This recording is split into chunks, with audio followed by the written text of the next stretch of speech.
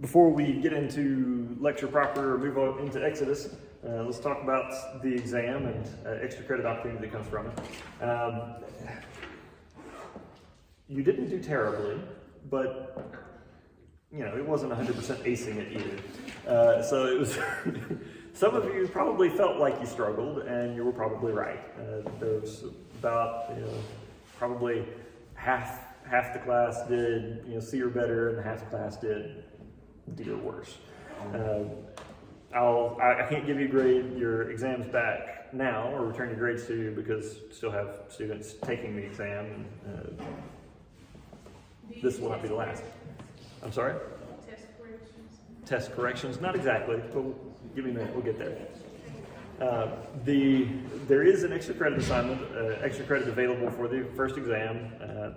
I always do one for the first exam, and sometimes for others as well. What's your question? Does it pertain to this question? Like what we think about, because I've asked the question. Oh, there is an extra credit assignment up on the Google Classroom already, and that is general extra credit. It's not specifically for the first exam. This will probably be the first time that most of you have heard about this for extra credit that I'm offering. But the one on Google Classroom, like it pertains to like what we think. Yeah, it's what did you learn from the Genesis account, answer the 4 questions using what you learned from Genesis. But in this case, if you aren't satisfied or you're worried about what you got on that first exam, you're nervous about it, there is an extra credit assignment available just for the first exam. So what you need to do is take the study guide for the first exam, the one that I gave you before the class, before we took the exam, through Google Classroom, and you have to answer the questions on that study guide in your own handwriting all the way through, and write short descriptions of all the people on that first page, just a sentence or two about who they are and why they were significant, and then answer all the questions on the study guide in your own handwriting and give that to me, and I'll give you back half of the points that you lost on the exam by missing questions. You have to have it. The deadline is before the next exam. You have to turn it in before you take the second exam. But if some of you have sports stuff to worry about, and your grades have to be at a certain level all the way through the semester, and if you get on an at-risk report, your coach will be calling in. You'll have to deal with all that. I have to turn in that at-risk report on the Monday of week 7 for the 6-week at-risk report. And so if you want your extra credit to be calculated into your grade at 6 weeks, I have to have it before then. And so for y'all, I think this is week 5, and so next week is week 6. I need to have it by Friday of next week. And but the deadline is before the next exam. Does it have to be handwritten or can it be typed? Yes, it has to be handwritten. There's too much potential. It's too easy to copy and paste or to share, one person do all the work and share it to the whole class. And doing the handwriting helps you learn the material, which is part of the purpose. Are you talking about the one that you posted already? Yes. I've already typed it in. I really have no idea. Well, you got to handwrite it. That's if you want the points. You don't want to do it. Don't get the points. That's up to you. So, but handwrite, it has to be handwritten. My suggestion is that you take the study guide and you print it out with some extra spaces and do it directly on the study guide. But if you want to turn it in on notebook paper, every semester there's people that want to turn it in on notebook paper, and as long as it's in your own handwriting, I don't really care. If you're going to do it on notebook paper, you just have to write the answers to the questions with numbers so that I can look back and figure out which question it is. You don't necessarily have to rewrite all the questions. But the answers have to be all in your own handwriting, otherwise, no points. And if it is complete, all the questions are answered and almost all correct. It doesn't have to be absolutely perfect. You don't lose all the points if you get one thing wrong. But if it's complete and overwhelmingly correct, showing that you actually put in the effort, studied it, found the answers, and wrote it out, then you get half the points back that you lost for incorrect answers on the exam. And so if you would have made a 50, I'll give you a 75. If you would have made an 80, you get a 90, so on. And so it's you get back half the points that you lost. So very worth doing if you're worried about your score. So that's the extra credit assignment available. Any questions about that, or how anything about the exam there's a limit to what I can say with someone taking the exam, but if there are any questions generally, When do we get those back? after everyone has turned in their exam, after everybody that's going to take it has gotten it in, which may mean as late as next Monday or Wednesday, because everybody has 1 week to take it, which is going to be next Monday. But if everybody's gotten it in, then I'll give stuff back early. Yeah. Any other questions? All right. On to Exodus then. All right, so now we're done with Genesis. It took us 4 weeks to get done with the first book. But now we're into Exodus, and we're going to do Exodus in hopefully 2 days. So we're going to be looking at the first half of Exodus this morning, or this afternoon, and then we'll try to finish on Friday. Now I have to give kind of a warning. Today is a very good day to be taking notes, because this may be the most densely packed lecture in the semester as far as potential test questions, because there's so many different events that happen in this section. This test problem is all over the place. Is that the first one? Yes, that's the first one. There's tons of different events, different things that happen that are very significant, not only for the rest of Exodus, but for the rest of the Old Testament and well into the New Testament. In fact, there's several things on this board right now that you will be kind of lost when you get to the New Testament if you don't know about them. You don't have any clue what's going on. So make sure that you're ready to take notes and you guys are your thinking cap on today, because it's pretty dense as far as the events happening. So the book of Exodus is one of the 5 books of Moses, or the Torah, or the Pentateuch. It's one of those written, attributed to Moses. And it dates back probably to the 1400s BC. There's some kind of assumptions that have to be made based on when you think other historical events happened to be able to nail down the date of writing. But somewhere in the 1400s BC probably, which puts us in the late Bronze Age, mid to late Bronze Age, which is kind of a technological advance from where we've been in Genesis. In Genesis, we haven't had bronze technology. It's been primarily Stone Age technology. And so we're going to have things like chariots and... You okay? Oh, okay. So got this advance in technology, and so we're going to have things like chariots that are going to become widespread. We're still going to see some Stone Age technology. For example, with circumcision, people will still use flint knives instead of bronze knives most of the time. But we're well into the Bronze Age at this point. And we are, as I mentioned last time, about 400 years passing between the end of Genesis and the beginning of Exodus. There's about 400 years that have passed since the lifetime of Joseph. And in that time, the few hundred people that came to Egypt with Jacob and his family, when Jacob and his family came to Egypt, he came with all of his household, all of his children, all of their children, all of their wives, all of his servants, all that. So a few hundred people came with Jacob into Egypt, and that few hundred has now multiplied over the generations to around 1 million, become a huge number. And also over time, the memory of what Joseph did, this Hebrew, this Israelite guy, this memory of what he did has faded, and people don't know about it or don't remember it over 400 years later. And finally, there comes along a pharaoh. One of the pharaohs becomes king, and he doesn't know anything about Joseph. Doesn't remember Joseph. Doesn't acknowledge anything that Joseph did for the people of Egypt. And he looks out and he sees this group of about 1 million Hebrews. That's what through Exodus, that's what we're going to hear the Israelites called, as the Hebrews. And so this group of Hebrews, about 1 million strong, living among the Egyptians, but they're not Egyptians. And he starts to get really nervous that there's this huge number of people living among them that don't have deep loyalty to Egypt.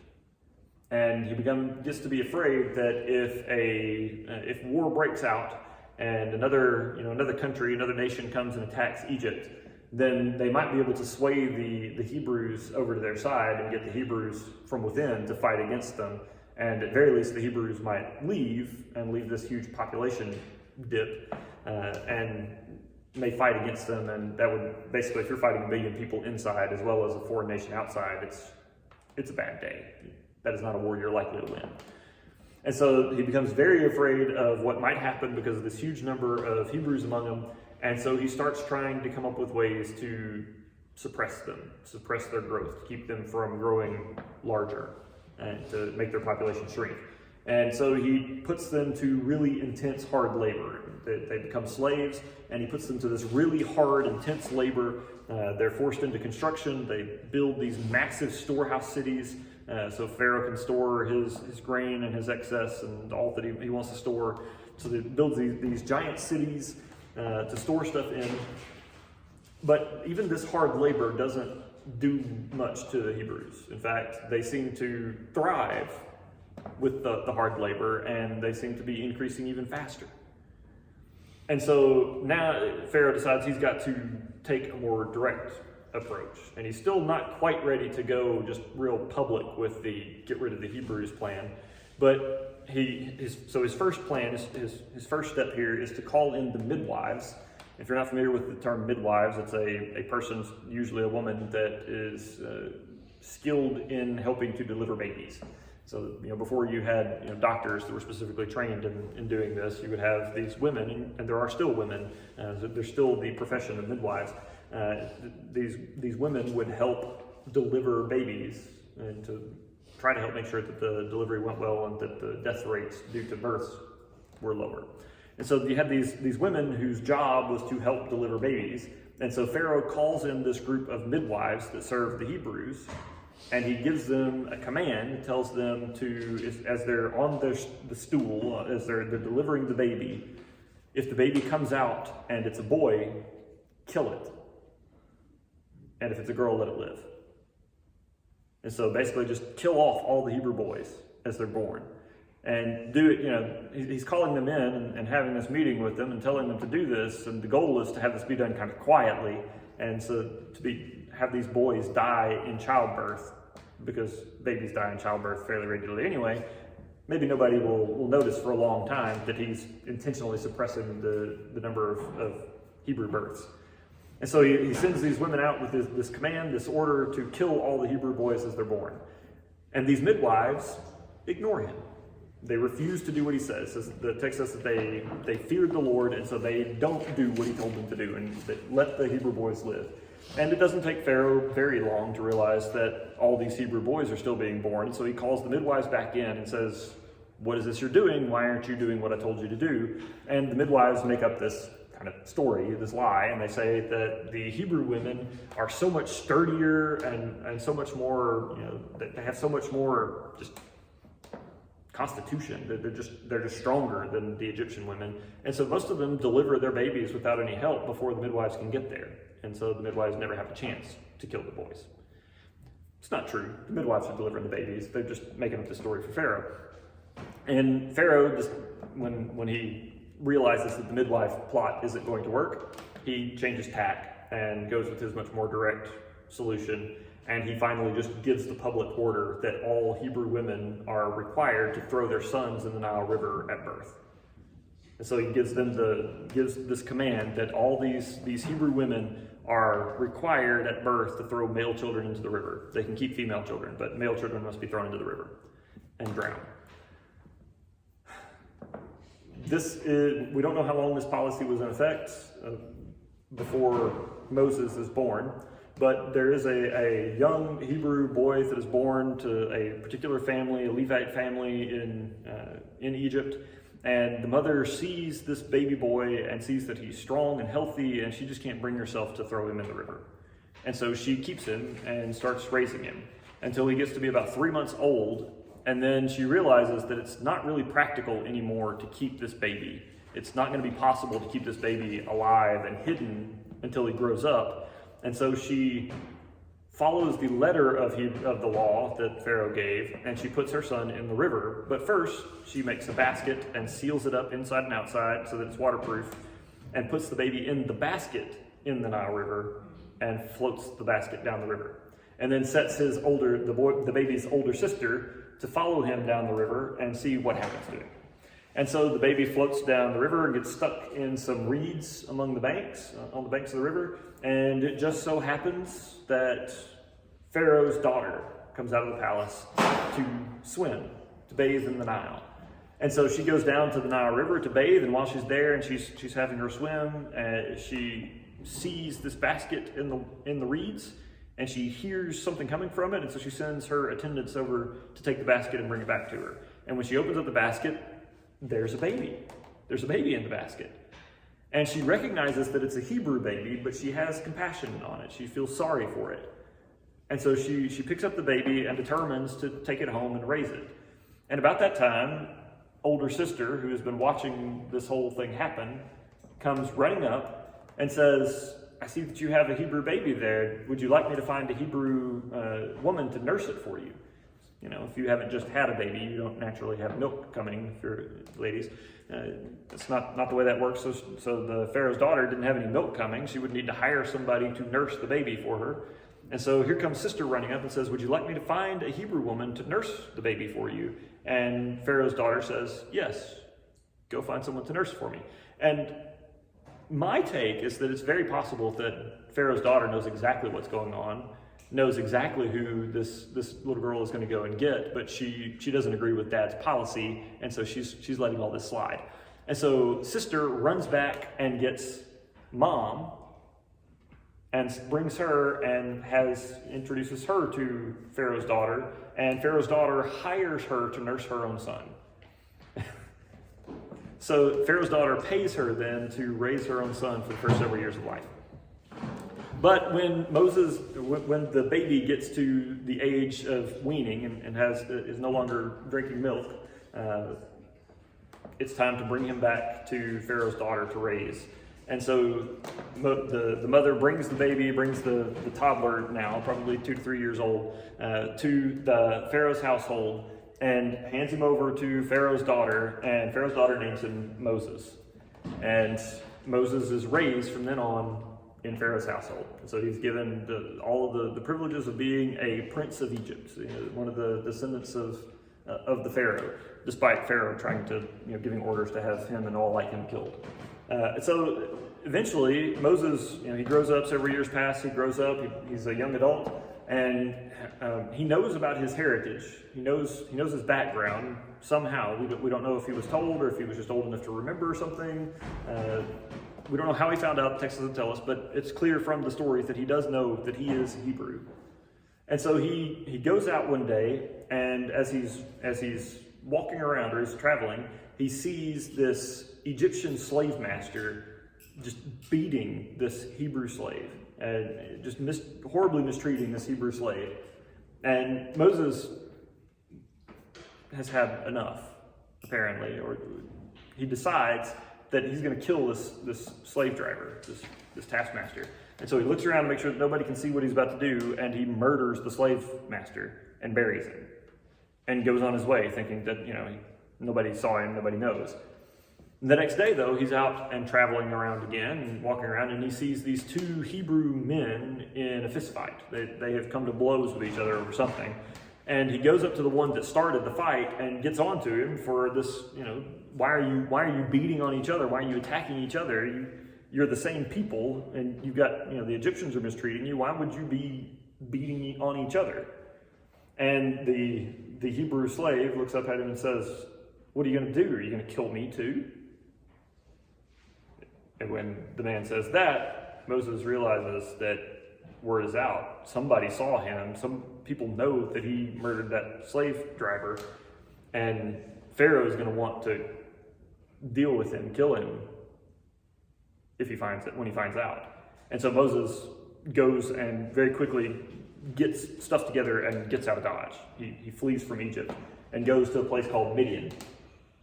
And as he's coming into this place, Midian, coming to this region, he finds this well. Yes? That's one below the word below Aaron. This is Miriam, which is Moses' sister. And so but we'll get to her later. Midian, but I'm not going to make you know that on a test, so I didn't write it on the board. But he goes to this region of Midian, and as he's coming into Midian, there is this well. And he comes up to the well, and what do you think, based on the stories we've heard so far, what do you think happens at the well? He meets a woman. He meets a woman. or two. He only marries one of them though. He comes up on this well, and he sees these two women, these two shepherdesses, being mistreated by the male shepherds. They're being mistreated by them somehow. And so Moses then comes charging in and drives off these men that are mistreating these women. And then he helps them do their work and gets water for their animals and waters them. And then they go back to their father's house. And their father asks, "Why are you home so early? Why did you get here? How did you get back here so early?" And they tell him that they were being mistreated, and this Hebrew man came charging in and rescued them and then helped them take care of their work, and so they were able to come home early today. And the father-in-law sends them back out and says, "Go and get him and bring him here so that we can thank him, welcome him in." And so Moses comes back and he moves into that household, and he ends up marrying one of the daughters, named Zipporah. And the father-in-law's name is Jethro or Reuel. He gets called both through the story. So he's got kind of a double name there. Does anybody recognize this name? Reuel? Any Lord of the Rings fans? No? No Lord of the Rings fans? The movie's been out like 20 years now. Books are a lot older than that, obviously. Who? Moses marries Zipporah. That's his. And Reuel, if you know Lord of the Rings, the author of the Lord of the Rings books that are still better than the movies, even though they're really great movies, is J.R.R. Tolkien. And J.R.R. is John Ronald Reuel Tolkien. And so one of J.R.R. Tolkien's R's is after Moses' father-in-law. One of the names for Moses' father-in-law. Reuel. Huh? It's also Reuel. Jethro and Reuel, two names that he's called by in the story. And I'm not gonna make you know that. It's just always Lord of the Rings connection. And I'm a nerd and love Lord of the Rings. So he gets married and he begins to work for his father-in-law. He's keeping his father-in-law's sheep and his flocks. And one day, after some years have passed, he's got children now. One day he's out walking the hills. The former Pharaoh has died and the new Pharaoh has taken the throne. And he's out walking the hills and he notices that there's this light. There's something on fire. And so he kind of climbs up to the top of the hill and looks to see what's going on. And he sees this bush that's burning. And as he starts to walk closer to it, he realizes that the bush isn't really the flame isn't growing bigger or smaller, and the wood of the bush is not burning. It's on fire, but it's not being burnt up. It's just continuing to burn. And so he keeps kind of edging closer to it, and then all of a sudden, a voice starts to speak out of this burning bush. And it says, "Moses, take off your sandals. Don't come any closer. Take off your sandals. You're on holy ground." And Moses takes off his sandals, because if the bush tells you to take off your shoes, you take off the shoes, right?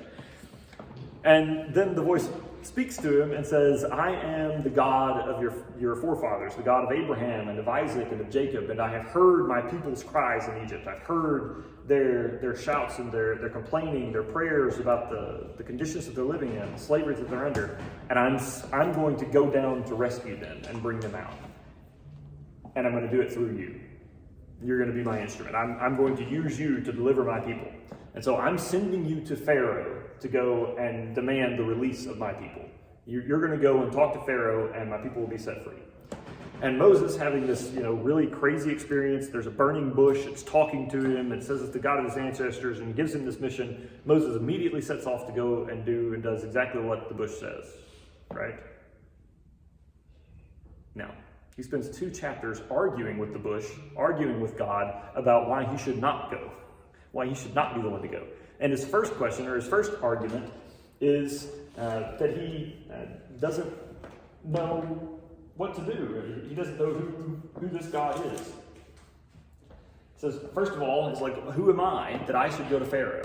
I am not an important person. I'm nobody, even though he was raised in Pharaoh's house and knows the customs of the court better than any other Hebrew is ever going to. He says, who am I that I should go to Pharaoh? And God says, I'm going with you. You will go because I'm sending you. I'm going with you. It won't just be you. It will be me through you. And then Moses says, well, who are you? So who should I say is sending me? You know, when the people ask, if I go and the people ask, who are you? Who are you sending? Or who sent you? What do I tell them? And here God gives Moses the holy name, the name of God that the people of Israel are to know him by from this point on. He says, tell them that I am has sent you. I am who I am. Tell them that I am has sent you. This is the name that you and all who come after you, that you are to know me by for the generations to come. This is my name. I am, which is, Hebrew is Yahweh, and is difficult. Yahweh. And even that isn't altogether clear. The pronunciation is not entirely known. We don't really know exactly how to pronounce it. We have a YHWH, because again, Hebrew is right to left. We have YHWH, and the vowels that were supposed to be there are unclear. We don't really know exactly what the vowels were supposed to be, but these would be the typical vowels that would come in these letter combinations, and so Yahweh, or Yahweh is the way we usually say it in English. So this is the name that God gives for them to know him by, to know who God is. And there are lots of places in the Old Testament that this name gets used, that in reference to God, and then there are other times that a different word gets used, and both the name Yahweh and the other word Adonai get translated as Lord or the Lord. But you have this handy little trick in your Bibles that indicates the difference between the two words being used. When it's Adonai, which is a more generic word for Lord that would be applied to anybody, and when it's Yahweh, the holy name of God given to Moses at the burning bush experience. And so if you look in your Bibles, sometimes you'll see Lord with the capital L and then lowercase O-R-D. And then sometimes you'll see a capital L and an uppercase O-R-D, but they're in smaller type. So these are called small caps. And so you have the kind of regular uppercase, lowercase, and then you have uppercase and small caps. The small caps version is Yahweh. The other version is every other word that might be translated as Lord, usually Adonai. But when you see the lower caps, or the small caps, Lord, that's Yahweh in Hebrew. What about the other one that shows up, Elohim? Elohim is usually, it's a more generic word for God that sometimes gets translated as the Lord, but it can be used to refer to any God, not just God. Sometimes in context it's really clear. I mean, most of the time in context it's really clear whether it's talking about God or the gods. There's also some weirdness with the word Elohim, that there is no singular form of it, it's always plural, but that doesn't mean that it's not referring to a singular. It's kind of like deer in English. It's the singular and the plural form are the same. You just have to use context to tell whether you're talking about one or many. But yeah, Elohim is not, sometimes it's translated Lord, but it'll always be this way, and it's usually translated as God or the gods, depending on context. But when you see the small caps Lord, that's the name Yahweh. Now, traditions grew up around this name, and as we'll see in the next lecture, when we get to the Ten Commandments, one of the Ten Commandments is, you shall not take the name of the Lord your God in vain. So do not misuse the name of the Lord your God, basically. And so the tradition built up around this name that in order to make sure that we don't misuse it, we don't take the name of the Lord in vain, it's better if we just don't say it. And so they would substitute different words for Yahweh, even when they were reading the scripture. So they would read the scripture, it would have the word Yahweh in the text, and they would substitute and say Elohim, or Adonai, usually Adonai. And this trying not to take the name of the Lord in vain was so important that they just stopped saying the name. By the New Testament era, people just didn't pronounce the name of God. They would substitute it for something else. And if they were writing this, they would actually not write it this way. They would use another symbol system for writing Yahweh, usually by leaving pieces of it out, skipping letters. So that there was all this stuff built around it. And there's actually something that comes down to us in English that we'll talk about when we get to the Ten Commandments next time, but that's associated with this and the tradition of not pronouncing that name. But let's say we'll get there next time. But God gives him the holy name, and I mean, this is a big moment. This is a big deal. God has given them the name that they are to know him by, this intimate name and address. And it's related to the being verb in Hebrew very closely, such that the translation is I am or I will be. And so this is a big moment, and yet Moses just kind of glosses over it and jumps to his next counter argument. He doesn't just say, oh, wow, it's you. Okay, I'll go. Instead, he continues to argue. He says, well, what if the people don't recognize me, or they don't believe me when I say that you have sent me? And so God gives him some miracles or some signs to perform to prove that God is really with him.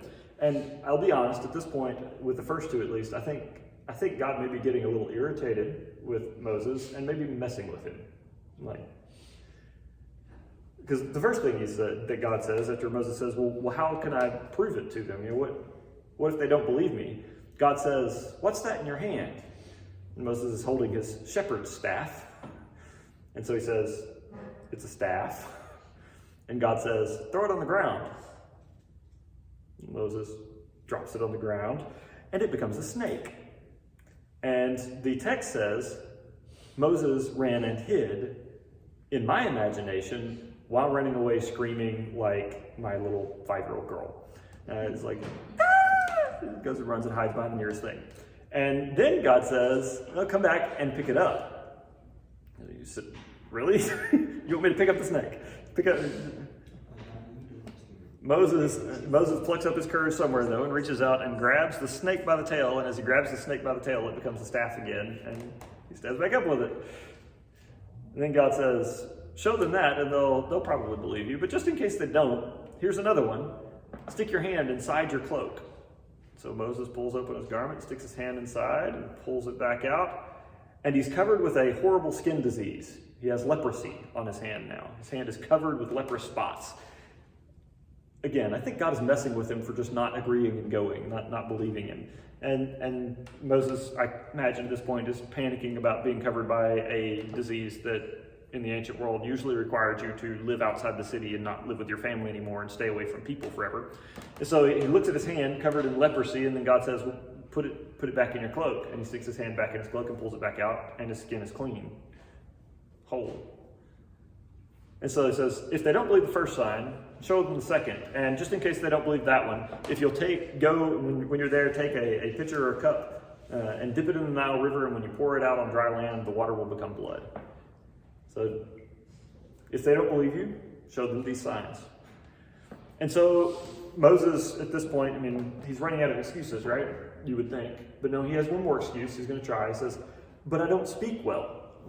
Don't send me to go and speak to these people, to go and speak to Pharaoh. I stutter. I have this speech problem. I have faltering lips, as he puts it later in the text. He says, I don't speak well. Don't send me. I can't talk to them. And then God's reply is, who do you think made human mouths? If I decide you can speak, if I tell you to say something, you'll be able to say it. And then finally Moses just says, look, I'm sorry, could you just send somebody else? He's come down to it, all the excuses are gone. He just says, I don't want to. Could you please send someone else? And God gets frustrated. He's angry with Moses now. But he says, your brother-in-law Moses, or your brother-in-law Aaron, is on his way to see you. When Aaron gets here, I'll send him with you, and he can speak for you. And so I'll tell you what to say. You tell Aaron, and he'll tell Pharaoh. He'll speak on your behalf. He'll be your mouthpiece. But you're going. And Moses finally stops arguing, and he goes. And he sets out, he leaves his wife and his children with his father-in-law in Midian, and he and Aaron go back to Pharaoh, go back to Egypt. And first they talk to the Hebrews and the leaders, the elders among the Hebrews, tells them what's going on, that God has sent them to deliver them from slavery, and shows them the signs, and people are excited. And then Moses goes and talks to Pharaoh and shows him the signs and tells Pharaoh that it's time to let the people go, that God has sent him to Pharaoh to tell Pharaoh to let the people go and worship him in the wilderness. And Pharaoh not only says no, he gets angry, and his response is to tell Moses to tell his taskmasters, all the slave drivers in Egypt, that they are to require the Hebrews to do the same work. At this point, they're making bricks to build buildings out of. And so they're mostly being used for the construction and the baking of these bricks to get them ready for building. So he tells his taskmasters, from now on, the Hebrews have to produce the same number of bricks, but don't give them any of the straw that they need to make it with. Straw was used mixed in with the clay to as a kind of a binding agent to keep the clay stuck together better, and it made the bricks much stronger. And so he says, don't give them any hay or don't give them any straw anymore. They have to come up with their own, but they have to produce the same number of bricks. And so they have to go and get their own supplies now, which more than doubles the amount of time it takes to do the work, but they're still expected to make the same number of bricks. And so over the next few days, the Hebrews are being beaten mercilessly for not being able to meet the quota because they haven't been given any straw. And eventually, after a couple of days, the elders among the Hebrews go to Pharaoh and ask, why are you doing this? Why are we being beaten when we can't produce the straw or can't produce the bricks? Because we haven't been given the straw. And Pharaoh says, you're all lazy. You had this fellow came in and demanded that I let you go to go worship in the wilderness. You just don't want to work. You're all lazy. So no, the beatings won't stop. You've got to produce your quota and you're not being given straw. It's suck it up and deal with it. And so the elders leave Pharaoh and they go back to Moses, and now they're mad and blaming Moses for going to talk to Pharaoh and getting them in this trouble. And Moses leaves and talks to God, and God tells him to hang tight, that God is about to demonstrate clearly that he is greater than the Egyptians and to perform signs against the Egyptians, against Pharaoh, and against their gods. And that phrase becomes kind of significant because God is about to start this series of the 10 plagues. And most people kind of know about the 10 plagues, at least a little bit. One of the things that we don't notice, or that isn't obvious if you don't know some of Egyptian history and the Egyptian system of worship, is that most of these plagues, or all of these plagues, are a kind of a confrontation against something considered divine or one of the gods or goddesses of Egypt. And so God is demonstrating that the divinities of Egypt, the things that they consider divine, the gods and goddesses of Egypt, are as nothing before him. And that he has total power over everything that all of these various gods and goddesses are supposed to be so strong over. And so he goes back to Pharaoh at the Nile River and tells Pharaoh that he has to let the people go. If he doesn't let the people go, then God is going to strike the waters of the Nile River and turn them to blood. And Pharaoh refuses to let the people go, and so Moses tells Aaron to take the staff and stretch it out over the water, and the Nile River is changed to blood. And not only the Nile River, but it says that all of the water stored in containers everywhere else in Egypt, even the water that was in water jars in homes, was turned to blood. All of it was turned to blood. And all of the fish in the river died. Things that lived in the water died. And so there's, this massive devastation. Now, why does God do this? Just kind of give us a hint as to the rest of the signs that are coming. We won't go into all of them, but this one you can kind of see it clearly. God changes the water into blood in the Nile River, and the thing is that the Egyptians considered the Nile River to be sacred. In fact, they considered it to be divine. It was worshipped as you would worship a god or a goddess. Because if you know anything about Egyptian history, the prosperity of Egypt depended on the frequent floods that came from the Nile River. The Nile River would break its banks and flood over this huge floodplain. The river had its normal course, and then there was this huge expanse of low-lying land that it would flood when the flood time came, and it would deposit this very good silt on the grass or on this land, and it was really good for growing crops in. And so almost all the food was grown in this floodplain. You had a question? You already said. Oh, did I? Okay. So this was the source. The food came from the Nile River. People saw that after these floods, the crops were much healthier the next year because of all this stuff that came from the river bottom, washed up on the shore, washed up in this floodplain. And so they knew that their food, their livelihood, their life came from the Nile River. They were only able to eat because of this river, and so they worshipped it as the source of their sustenance and their prosperity. It was the place that their livelihood came from and their food came from. And so God changes the Nile into blood and makes it, instead of the source of their life and their prosperity, it becomes a source of disease and death. So God shows that what they thought the Nile River was, and the way that they worship the Nile River is bunk. And God has control over even this thing that they see as being the source of their life and prosperity. And the same is true for all of them. All of these various plagues that God sends, they're all challenges, and they all demonstrate this dominance over a sphere or an area that the Egyptians believed was under the control of their gods and goddesses. And so God shows, dominance over the Nile River and the life that comes from it. And then when Pharaoh refuses to let the people go, God sends this plague of frogs. Frogs in unbelievable numbers come up out of the Nile River, and they get everywhere. In fact, they get into they get into everything, including the giant troughs that the Egyptians used to knead their bread, to knead the dough for their bread each day. And so the Egyptians started accidentally baking frogs into their bread while this plague was going on. And so you can imagine being an Egyptian, you break open your loaf of bread and there's a half-baked frog in the middle of it. And still, Pharaoh won't let the people go. He deceives. He says, I'll let your people go if you'll pray and end this plague. And Moses prays and the plague ends, and then Pharaoh changes his mind and won't let the people go because now the plague's over. Why would he? And so God tells Moses to strike the dust, and it will become gnats or lice. There's kind of an issue with translation. Either way, very annoying bugs. And so there's this massive number of gnats or lice that come over all the land, and people and animals and are covered in them, and it's nasty and it's everywhere. But still, Pharaoh won't let the people go. And so God sends this enormous plague of this huge wave of flies. These flies come in and they're all over everything, they're in everything, it's nasty and starts causing disease and issues. And so they don't, Pharaoh asks again for Moses to pray and have the plague removed, and he does, and then Pharaoh changes his mind and won't let the people go. And starting here and on, God very clearly makes a distinction between the Hebrews and the Egyptians, and this plague on don't affect the Hebrews. The lands where they live aren't affected. And so the flies hit the Egyptians, but not the Hebrews. And then when Pharaoh won't let the people go, God causes the livestock of the Egyptians to become sick and die. And so Egyptian livestock dies in droves.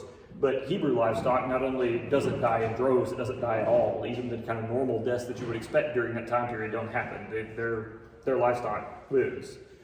And so the Hebrew livestock lives and the Egyptian livestock dies. And then still Pharaoh will let the people go. And so God tells Moses to go and get a fistful of soot from a fireplace and throw it up in the air. And it will turn into this fine dust that settles all over the land.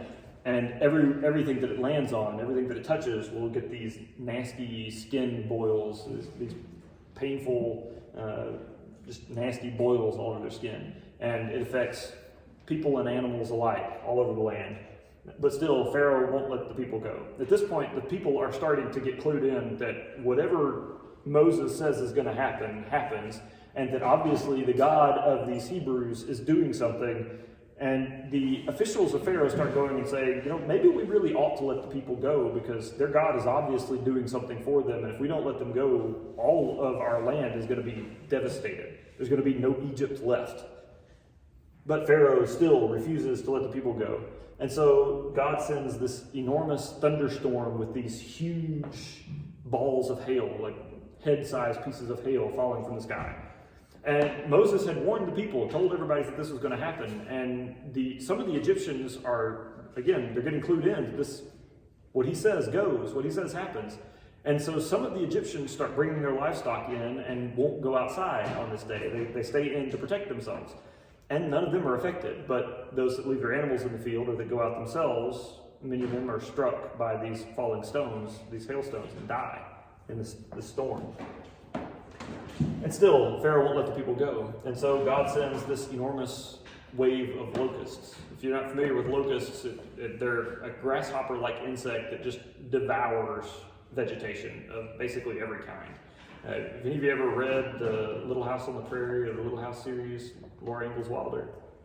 There's a scene in one of them, on the banks of Plum Creek, maybe?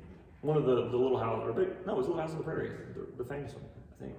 But the Little House series, one of the books, there's a scene where these grasshoppers come and just devour everything, all of the crops, everything that the family had planted for that year, just devastated. Those grasshoppers were locusts. That's what locusts do. They just eat everything. And so this swarm of locusts comes through and just devours everything edible, everything that's growing, all the crops that are growing in Egypt. And still, Pharaoh won't let the people go. And so finally God sends, or ninth plague, God sends darkness. And this is another one that's very significant because to the Egyptians, the chief of the gods was Ra, the god of the sun. And in fact, in at least some periods, the Pharaoh was seen as the embodiment of Ra. He was the personal representative of Ra on earth, and the Pharaoh was divine himself as the representation of the god of the sun. And God causes darkness over the entire land. In fact, God describes, when he's telling Moses what's going to happen, he says that this is going to be a darkness that people can feel. A darkness so thick that the people can feel it. And so this darkness comes over the whole land, and when it ends, Pharaoh still won't let the people go. He still refuses to release them, even though his own personal authority and the authority of the chief god among the Egyptians is challenged. He still won't let the people go. And in fact, he threatens Moses and says, if you ever come before me, if I ever see your face again, you're a dead man. And so Moses says, okay, you'll never see me again, but if you don't let the people go, God has one final plague in store. All of the firstborn males of every household and of every womb in Egypt, animal or human, will die if you don't let the people go. And Pharaoh, he leaves, Pharaoh refuses to let the people go, and God carries out the 10th plague. Before he does, though, he gives the people the celebration or the ritual of Passover. And he tells them that this month is to be the first month of the calendar for you. You're to count this as your New Year's every year. And during this month, on the 15th day of the month, you're going to celebrate this Passover. And what you do is you go and every family takes a lamb and sacrifices it, kills it, and take the blood and paint it on the doorpost. And then cook this meal, and take bread and bake it, but don't wait for it to rise. Bake unleavened bread because you're leaving in haste. God is going to deliver you. You're going to be leaving the nation tomorrow. So you don't have time to wait for the bread to rise. Bake the bread. And you're to eat this meat, eat the lamb overnight. And God is going to send death among the Egyptians. But every house that has blood on the doorpost, death will pass over. And death will not visit that house. And so the firstborn sons of every household with blood on the door will be preserved. But everyone else, the firstborn sons, will die. And sure enough, it happens. And this becomes the yearly observance. Everybody in Israel, all Israelites, are to celebrate the Passover every year to remember this event when God rescued them from the Egyptians and had them released through the Passover with the blood on the door. And they get up the next day, and sure enough, the firstborn son in every household is dead, including Pharaoh's. And finally, Pharaoh, broken, says, go, get out of my sight, I never want to see you again. And so the people get up and go. But as they're going, God tells them to ask the Egyptians for articles of gold and silver, valuable things to take with them.